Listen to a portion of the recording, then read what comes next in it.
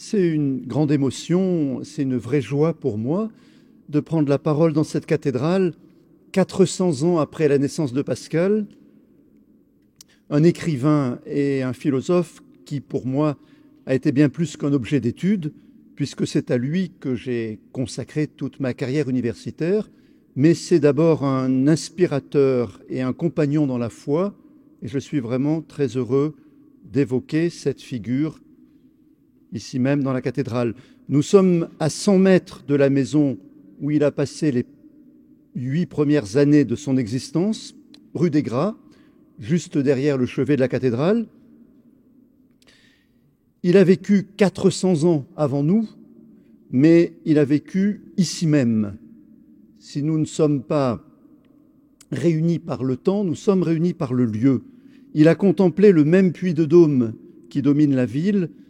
Ce n'est pas pour nous un philosophe désincarné, ce n'est pas un pur esprit venu d'ailleurs, ce n'est pas un nom sur des livres ou dans des bibliothèques, c'est un chrétien d'Auvergne, c'est un membre de notre communauté, par-delà le temps, c'est notre aîné dans la foi, on a toute raison de le solliciter pour accompagner notre carême. Faire un carême avec Pascal, pourquoi est-ce une bonne idée ?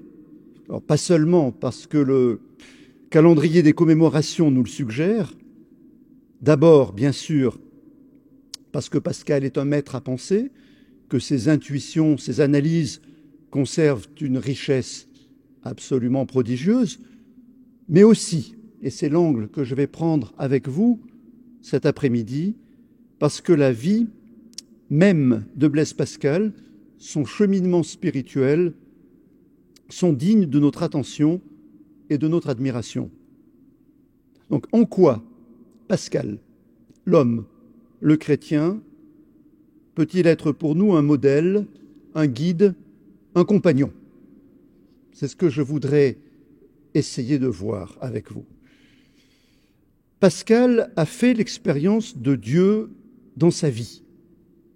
Et en intitulant cette petite causerie « Rencontrer Dieu », je pensais à un écrivain que certains d'entre vous ont encore en mémoire, qui a laissé un best-seller dans les années 60, c'est André Frossard, qui écrivait un « Dieu existe, je l'ai rencontré » en 1969.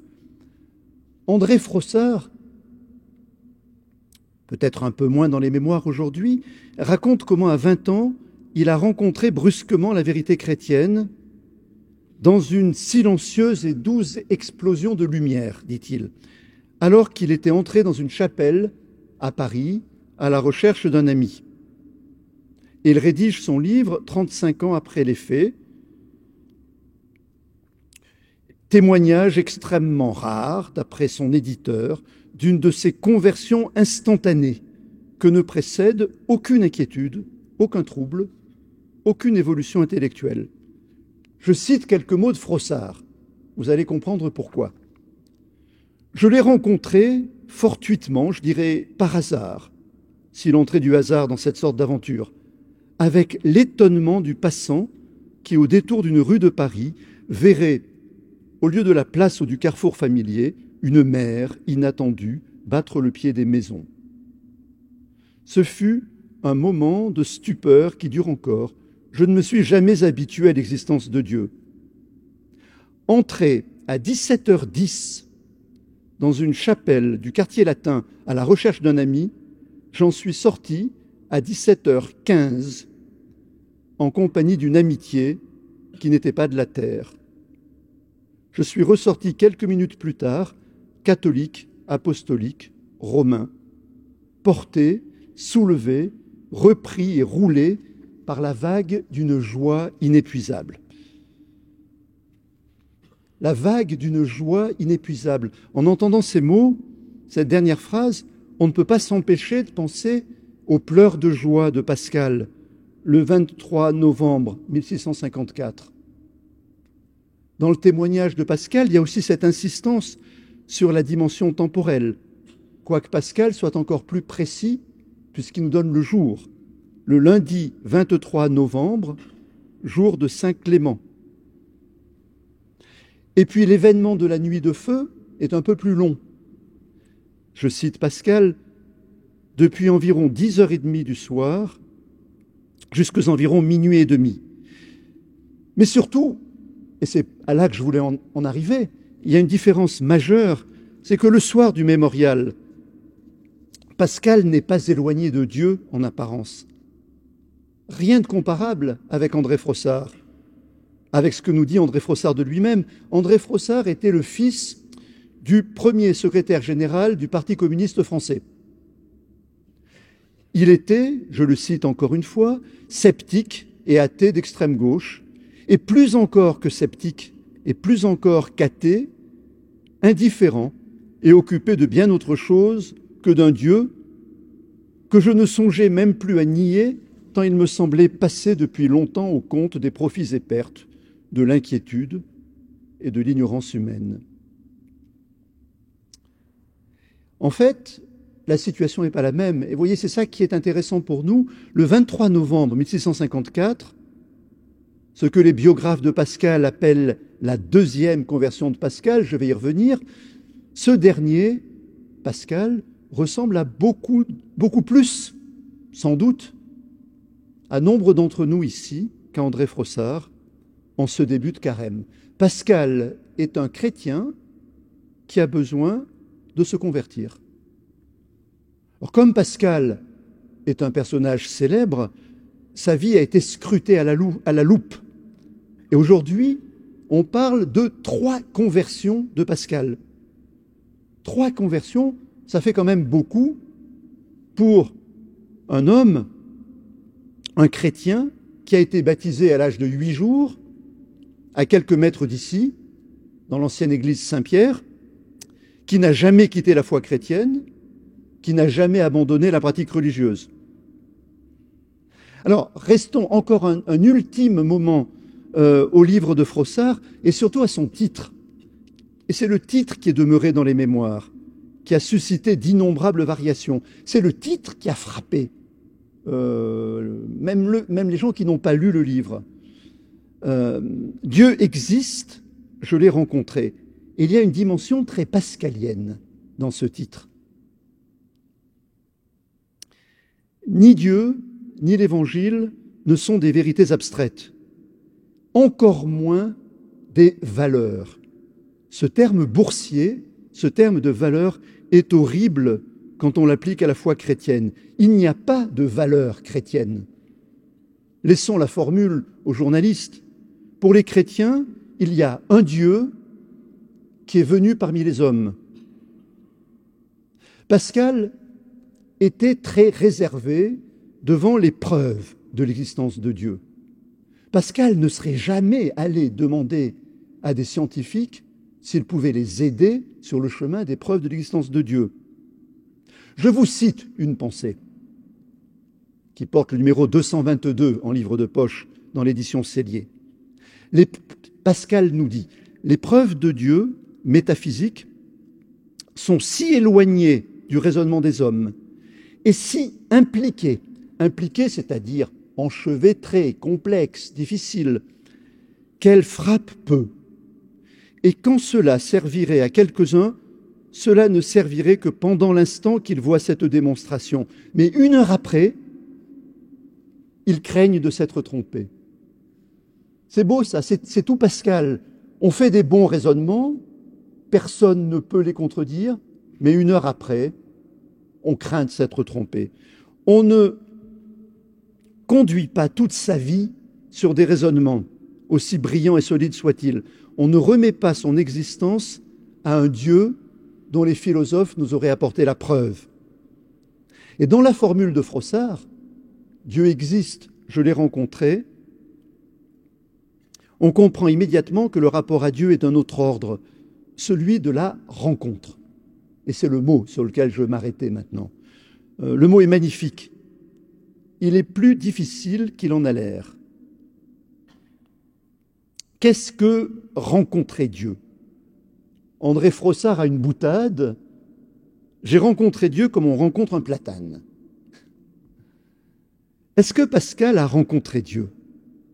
Et comment, à sa suite, pourrions-nous rencontrer Dieu? Posons-nous la question, franchement. Je partirai d'une pensée qui va me servir de guide pendant toute cette petite conférence, une pensée qui se trouve dans la conclusion de la série de liasses classées de Pascal. Cette pensée, 410, commence ainsi. Si j'avais vu un miracle, je me convertirais. Pascal prête la parole à un incroyant qui attend pour se convertir que Dieu ait donné des marques irréfutables, des preuves, des vraies preuves, de son existence. Un miracle. Quoi de mieux qu'un miracle comme preuve de l'existence de Dieu? Et Pascal commente aussitôt cette formule. Si j'avais vu un miracle, je me convertirais. Comment assure-t-il qu'ils feraient ce qu'ils ignorent? Ils s'imaginent, ces gens qui parlent comme ça, qui attendent un miracle, ils s'imaginent que cette conversion consiste en une adoration qui se fait de Dieu comme un commerce et une conversation telle qu'il se la figure. La conversion véritable consiste à s'anéantir devant cet être universel qu'on a irrité tant de fois et qui peut vous perdre légitimement à toute heure, à reconnaître qu'on ne peut rien sans lui, qu'on n'a rien mérité de lui, que sa disgrâce. Elle consiste à connaître qu'il y a une opposition invincible entre Dieu et nous, et que sans un médiateur, il ne peut y avoir de commerce.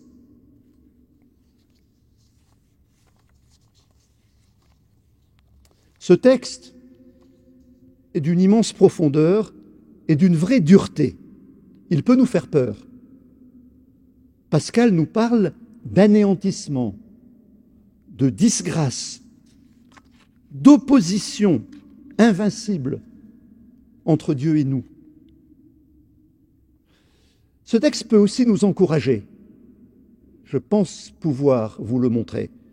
Il doit en tout cas nous alerter et nous porter à réfléchir sur notre idée de la conversion. Pascal, vous l'avez peut-être entendu, fait un quasi-jeu de mots en comparant la conversion à la conversation. Les deux mots sont très proches. Il y a deux petites lettres de plus. Conversion, conversation. Se convertir, est-ce changer de fréquentation? Converser avec un autre. On aura dorénavant avec Dieu de beaux échanges. Dieu va devenir notre interlocuteur dans une prière régulière, renouvelée, qui est un commerce au sens classique du terme. Vous savez, quand on dit quelqu'un de bon commerce, un commerce, c'est-à-dire une fréquentation. Il s'imagine, je reprends la phrase de Pascal, il s'imagine que cette conversion consiste en une adoration qui se fait de Dieu comme un commerce et une conversation. Rencontrer Dieu, ce serait comme découvrir un nouvel ami, meilleur, plus parfait que tous les amis qu'il nous est donné de fréquenter, un ami de qualité supérieure, certes, mais enfin sur le même modèle que tous les amis qu'on a, le même en mieux. C'est un peu ce que nous disait Frossard tout à l'heure, quand il nous disait qu'il est sorti à 17h15 en compagnie d'une amitié qui n'était pas de la terre. Pascal, notre Pascal, est assez ironique devant cette perspective. La conversion ne saurait pour lui se résoudre à un changement de conversation, un changement de fréquentation. Surtout, elle ne relève pas de la logique tranquille et rassurante du déjà connu. La conversion est un saut dans l'inconnu. Vous avez entendu cette première objection de Pascal. Comment assure-t-il qu'ils feraient ce qu'ils ignorent? Si j'avais vu un miracle, je me convertirais. Et c'est peut-être la première idée centrale que nous pouvons tirer de cette affaire. Rien d'important, rien de vraiment essentiel ne peut se produire dans notre existence en faisant l'économie du risque, en organisant, en planifiant, en respectant ce qu'on appelle aujourd'hui le principe de précaution. C'est un des grands enseignements de la célèbre page de Pascal que vous connaissez et qui est connue comme le pari, même si ça n'est pas son titre et si le nom de Paris n'y figure pas. Et même s'il donne lieu à beaucoup de débats dans la critique, il y a quand même une idée centrale dans ce texte sur lequel on peut se mettre d'accord. On ne peut pas s'épargner un saut dans l'inconnu. Tout ce qui engage le cœur, et vous savez que le nom de cœur, le terme de cœur, est pour Pascal la principale pièce de notre être, la principale composante de notre être. Eh bien, tout ce qui engage le cœur impose de risquer. En matière religieuse, disait Jeanne Russier, qui est une critique de Pascal, elle avait cette formule que je trouve très simple et très belle. Il faut, pour acquérir la certitude, commencer par opter pour l'incertain. On doit passer par l'incertain. On ne peut pas arriver tranquillement à la certitude. Prenons une comparaison qui nous est plus familière. Quand on aime quelqu'un, quand on aime un être, qu'on s'engage à lui définitivement, on n'est jamais par avance, on n'a jamais la garantie que cet engagement est sûr, que cet amour est sans risque, qu'il est protégé de toute traîtrise, de tout revirement. Est-ce que je sais par avance que je peux faire toute confiance à la personne à qui je vais me lier? Non, je ne le saurai qu'après. Et parce que j'aurai donné ma confiance, sans réserve et sans garantie. Eh bien, la suprême décision du cœur, la conversion, est de cette nature. Mais enfin, vous êtes peut-être en train de penser, vous nous parlez de conversion dans cette cathédrale de Clermont, mais ne sommes-nous pas tous déjà un peu convertis? Les chrétiens que nous sommes, ou qu'une bonne partie d'entre nous sommes, ont-ils besoin de se convertir? Bon, d'approfondir notre foi, on est bien d'accord. De la pratiquer avec plus de sincérité, tout à fait juste. S'engager davantage. Mais est-ce que ça mérite le nom de conversion? Alors, revenons-en maintenant de plus près à Pascal et aux 3 conversions qui ont ponctué sa brève existence, même pas 40 ans.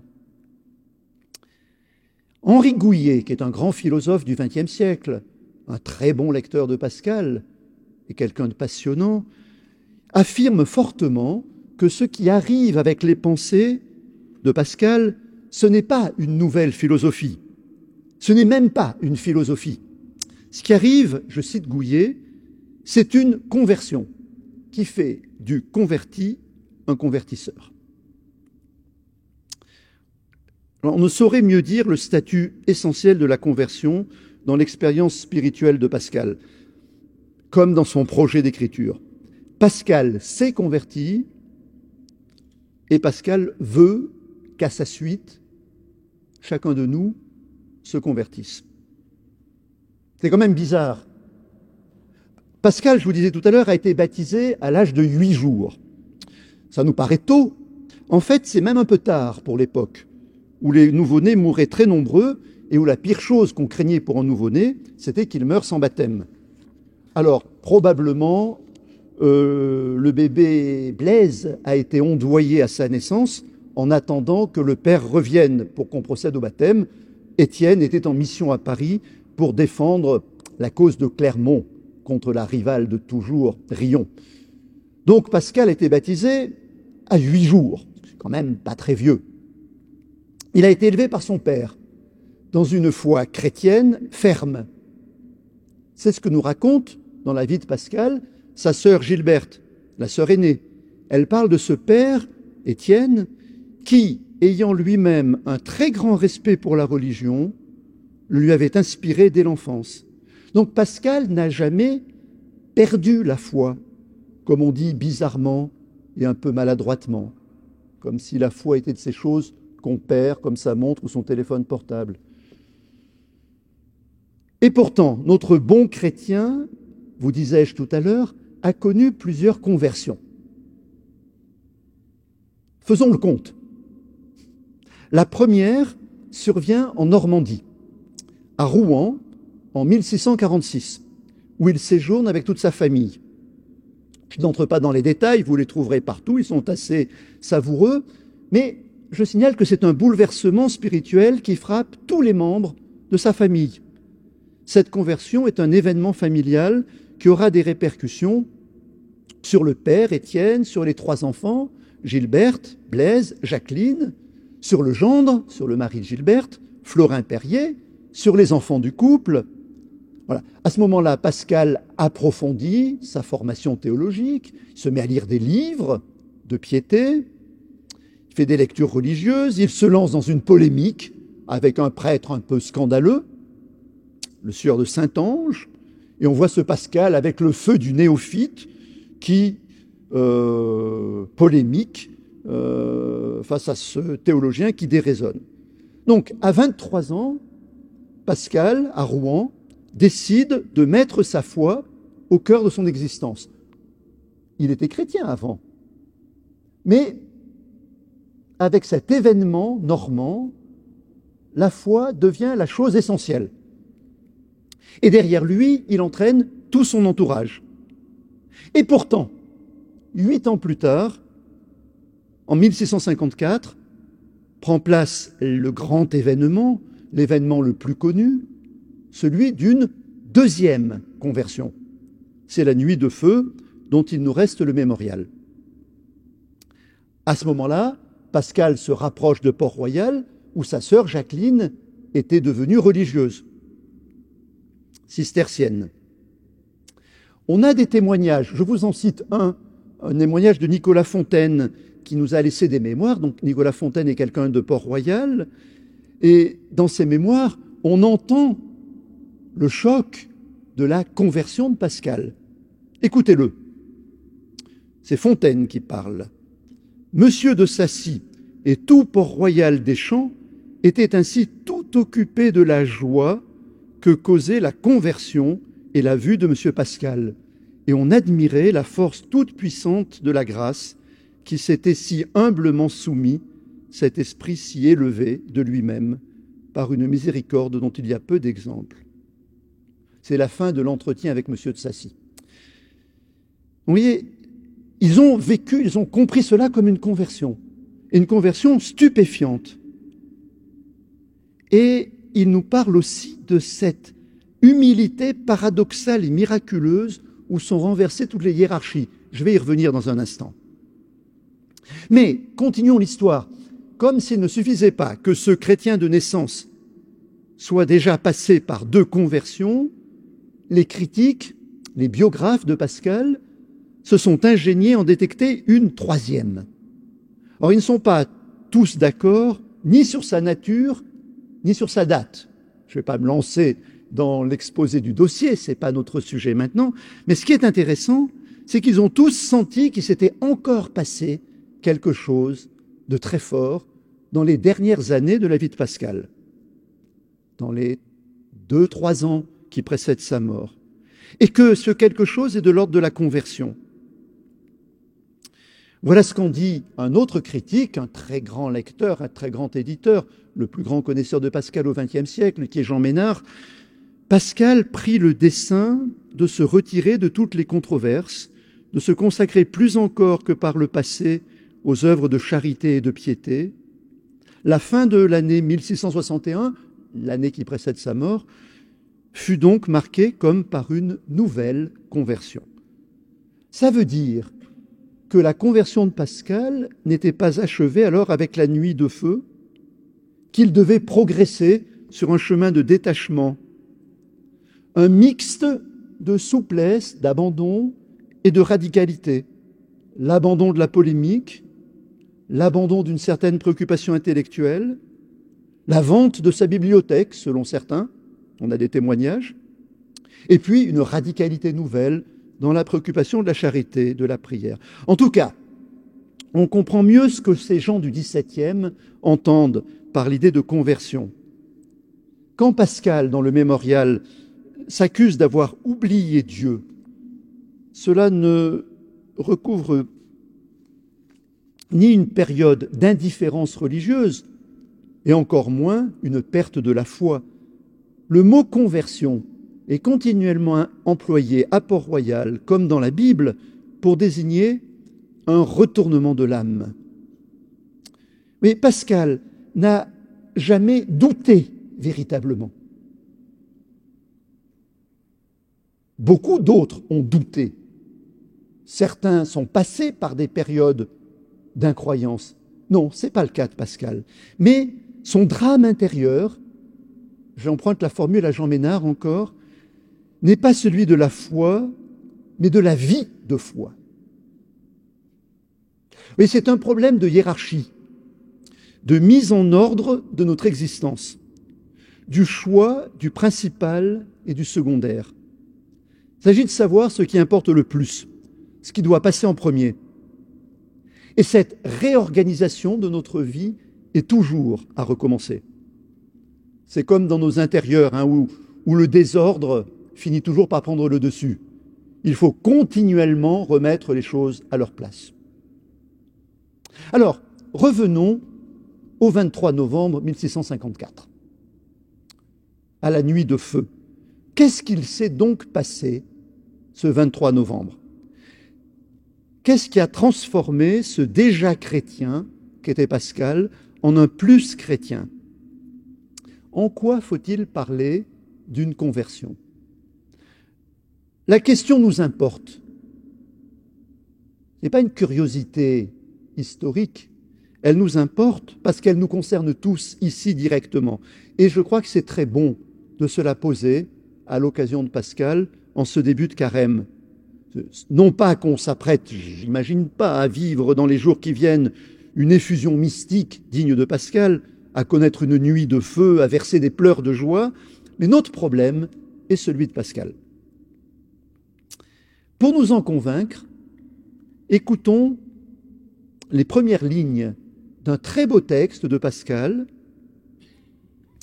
qui est un texte beaucoup moins cité que les Pensées, qui porte un titre qui n'est pas un titre qui attire beaucoup la lecture, c'est l'écrit sur la conversion du pécheur. Ce n'est pas le titre de Pascal d'ailleurs. Et quand il parle du pécheur en général, on comprend assez vite que Pascal parle de lui-même. Les lignes sont très générales, mais la dimension est assez intime et personnelle. Pascal évoque sa propre existence. Je vais vous lire un peu longuement le début de ce texte sur la conversion du pécheur. Pascal. La première chose que Dieu inspire à l'âme qu'il daigne toucher véritablement est une connaissance et une vue tout extraordinaire par laquelle l'âme considère les choses et elle-même d'une façon toute nouvelle. Cette nouvelle lumière lui apporte un trouble qui traverse le repos qu'elle trouvait dans les choses qui faisaient ses délices. Elle ne peut plus goûter avec tranquillité les choses qui la charmaient. Un scrupule continuel la combat dans cette jouissance. Et cette vue intérieure ne lui fait plus trouver cette douceur accoutumée parmi les choses où elle s'abandonnait avec une pleine effusion de son cœur. Mais elle trouve encore plus d'amertume dans les exercices de piété que dans les vanités du monde. D'une part, la présence des objets visibles la touche plus que l'espérance des invisibles. Et de l'autre, la solidité des invisibles la touche plus que la vanité des visibles. Et ainsi, la présence des uns et la solidité des autres disputent son affection. Et la vanité des uns et l'absence des autres excitent son aversion. De sorte qu'il naît dans cette âme un désordre et une confusion. Voilà. J'arrête le texte ici, texte très fort.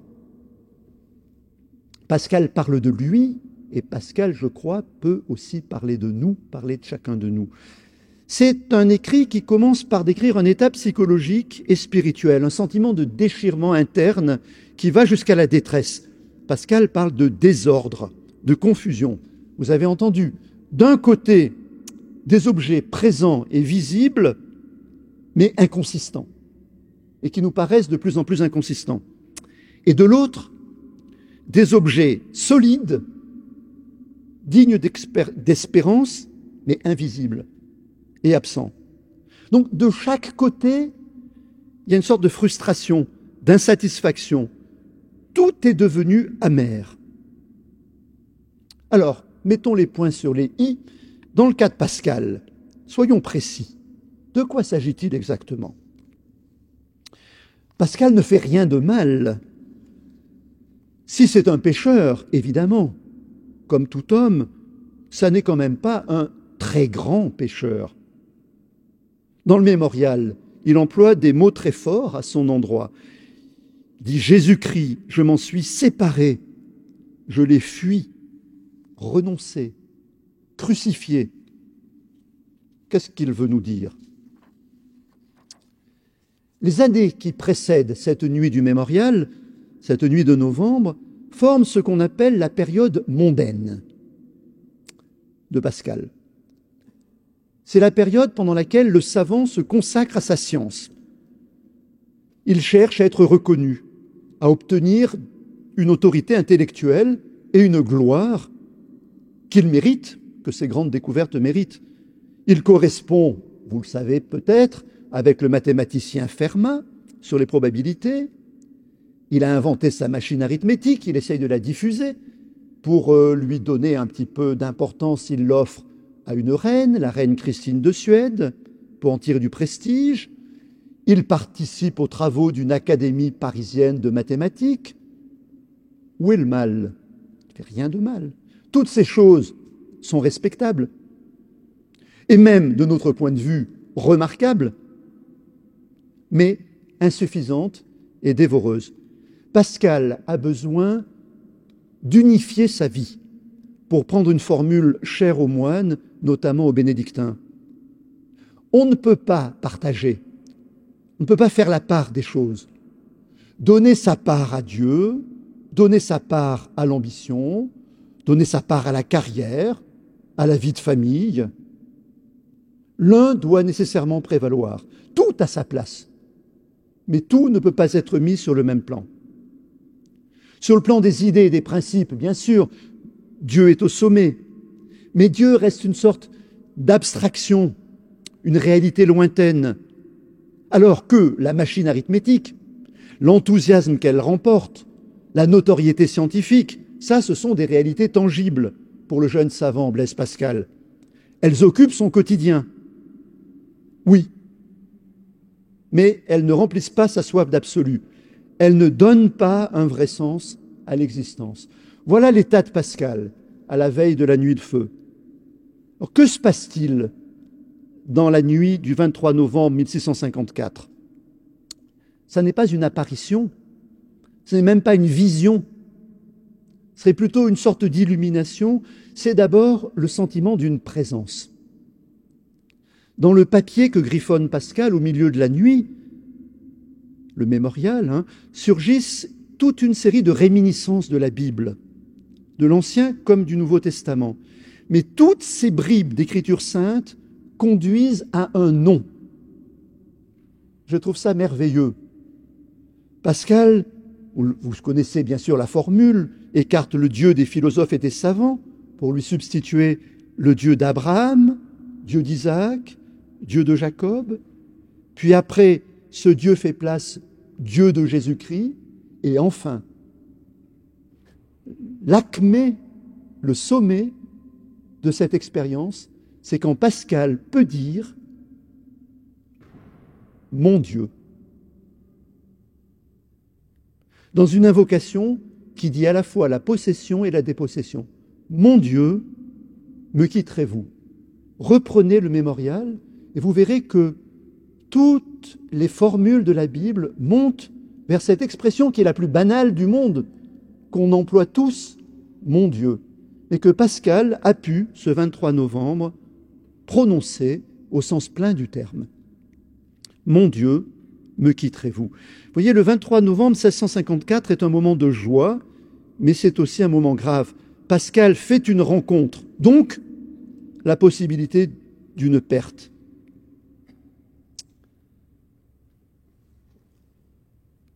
Pourquoi Pascal a-t-il conservé ses papiers dans sa doublure? Est-ce par superstition? Est-ce pour les relire de temps en temps? Non. Pour garder la trace concrète d'un événement concret, subitement, Dieu s'est rendu présent à lui. Voilà la rencontre. Ce n'est pas une création de son esprit, c'est devenu une certitude, une vue, une évidence dont il se réjouit de n'être pas le maître. Prier Dieu de ne pas se retirer, c'est accepter véritablement que Dieu existe en dehors de moi et continuer d'une autre manière à célébrer sa présence. C'est aussi cela, rencontrer Dieu. C'est lui dire, mon Dieu, me quitterez-vous? Un an après, 1 an et demi à peine, après la nuit du mémorial, Pascal connaissait une nouvelle joie concernant sa nièce, la petite Marguerite Perrier. Et là, je n'ai plus le temps de développer les choses. C'est le miracle de la Sainte Épine. Marguerite Perrier était la nièce et la filleule de Blaise Pascal. Elle est miraculeusement guérie après l'attouchement d'une relique de la Sainte Épine. L'événement a un retentissement considérable. Pascal en conçoit une joie immense et une reconnaissance toute particulière. Ce miracle l'a bouleversé, l'a empli de gratitude à l'endroit de Dieu. Objectivement, ce miracle n'a rien changé à sa foi. Chrétien fervent, il était auparavant, chrétien fervent, il demeure. Par contre, ce miracle l'a lancé dans l'écriture de ce qu'on appelle aujourd'hui les pensées. Il a voulu le faire partager. Et très rapidement, il s'est rendu compte que son expérience était vaine. Si j'avais vu un miracle, disent-ils, je me convertirais. Et lui-même commence à présenter un miracle. Et puis, il se rend compte tout de suite que ce miracle n'a aucun rapport avec la foi. Un miracle serait une garantie, une preuve objective de la puissance de Dieu, de sa présence parmi les hommes. Pascal croit au miracle. Il y croit d'autant plus qu'il est persuadé d'en avoir vécu un avec la guérison de sa nièce. Mais il a fait l'expérience, au début des pensées, que aucun miracle ne saurait se substituer à notre foi, nous dispenser du risque de Dieu. Les miracles sont comme des signes de Dieu, mais qui ne sauraient conduire à la conversion. Leur signification est grande, mais elle n'apparaît qu'après.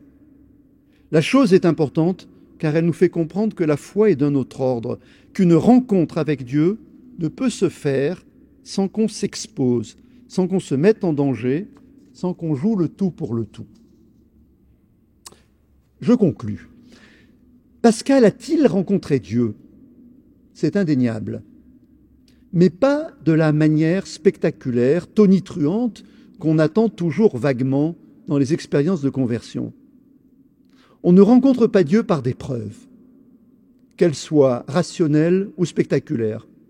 Et on comprend mieux maintenant pourquoi Pascal est si réservé sur l'idée d'une conversation, pourquoi il parle même de s'anéantir dans le texte que je vous ai lu tout à l'heure. La conversion véritable consiste à s'anéantir devant cet être universel.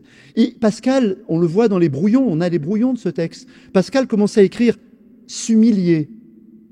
Et il raye le mot « s'humilier » pour mettre à la place « s'anéantir ». La conversion véritable consiste à s'anéantir.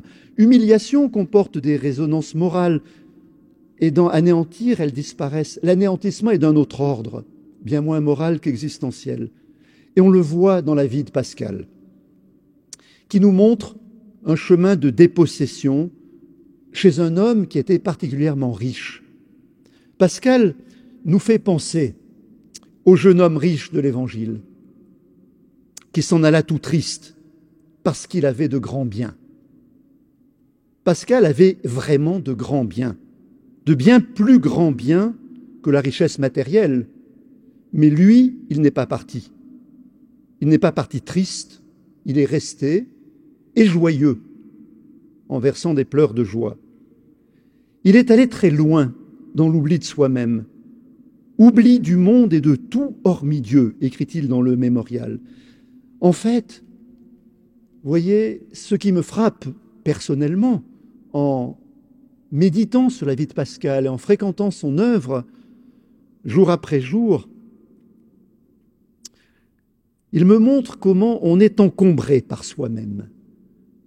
L'amour-propre, ce qu'on appelle au XVIIe siècle l'amour-propre, c'est-à-dire la fixation sur soi, le souci de soi-même, l'auto-amour, l'amour-propre nous bloque, nous arrête, nous enferme. Et au lecteur des pensées, que Pascal voulait d'abord ébranler par le miracle, et puis à qui il a arrêté de parler de miracle, au lecteur des pensées, Pascal tient un nouveau discours, celui de la rencontre. C'est pour ça que je l'ai mis au titre de cette conférence. Je cite Pascal. « Qu'ils donnent à cette lecture quelques-unes de ces heures qu'ils emploient si inutilement ailleurs. Quelque aversion qu'ils y apportent, peut-être rencontreront-ils quelque chose. Et pour le moins, ils n'y perdront pas beaucoup. Mais pour ceux qui y apportent une sincérité parfaite, un véritable désir de rencontrer la vérité, j'espère qu'ils auront satisfaction et qu'ils seront convaincus des preuves d'une religion si divine. » Vous entendez bien les termes, hein ?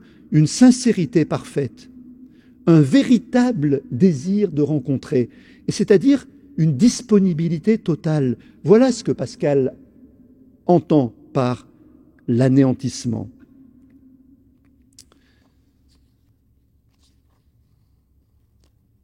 La seule nécessité ici, c'est de faire de la place. Et cela, personne ne peut le faire pour un autre. Pascal ne peut pas le faire pour son lecteur.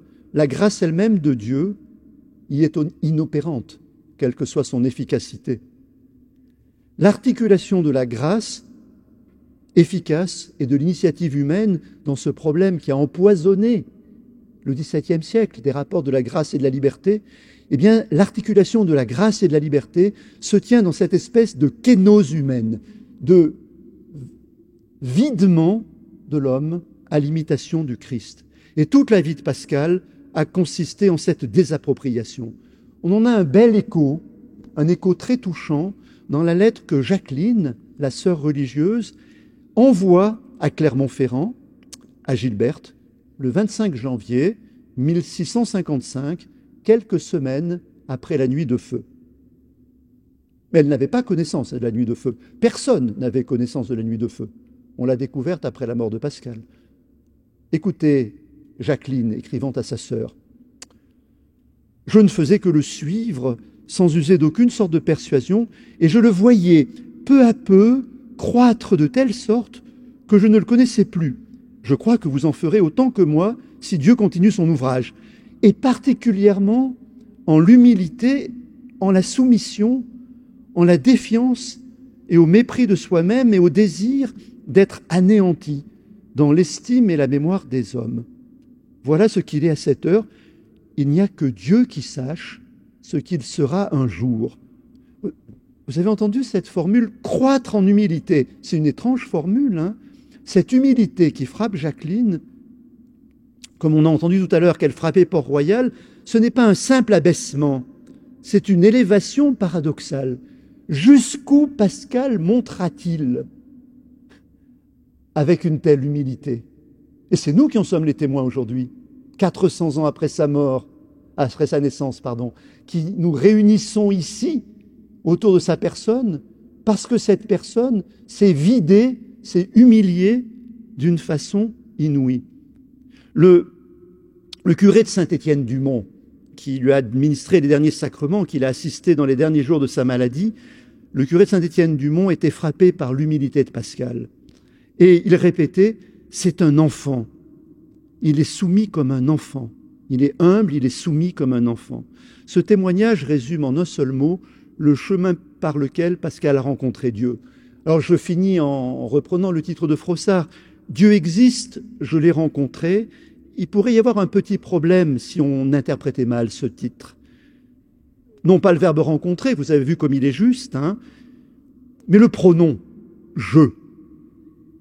Pascal dirait plutôt « Dieu existe, il est venu à ma rencontre ». Et le 23 novembre 1654, lors de la nuit de feu, c'est ce qui s'est passé. Il ne suffit pas que Dieu se découvre. Pascal pourrait ajouter « J'étais là lorsqu'il est venu, je l'attendais, je m'étais rendu disponible, je m'étais débarrassé de tout ce qui m'encombrait, j'étais là pour lui ». Voilà l'attitude à laquelle nous invite Blaise Pascal en ce premier dimanche de Carême, une disponibilité spirituelle, un désir fervent d'unifier notre vie. Lui-même l'a fait avec toute l'intransigeance, l'honnêteté, la sensibilité qui étaient les siennes. Puissions-nous tous l'imiter. Amen.